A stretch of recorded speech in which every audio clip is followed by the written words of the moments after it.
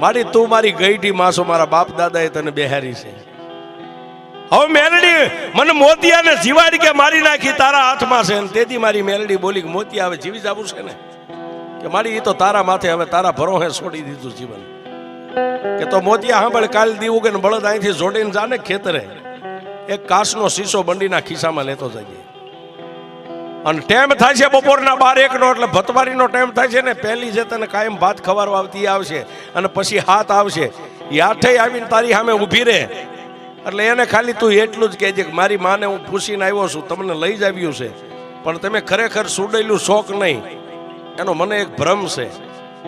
તમે જો ખરેખર સુડેલું હોય તો આ શીશાનું ઢાંકણું ખોલીને શીશો અહીં મેકું, આઠે આઠ એકવાર આ શીશામાં ઉતરીને બહાર નીકળી જાઓ. મને ખાતરી થઈ જાય કે તમે સુડેલું છો, કારણ કે તમે તો ધારો એવડા રૂપ લઈ શકો. એકવાર શીશામાં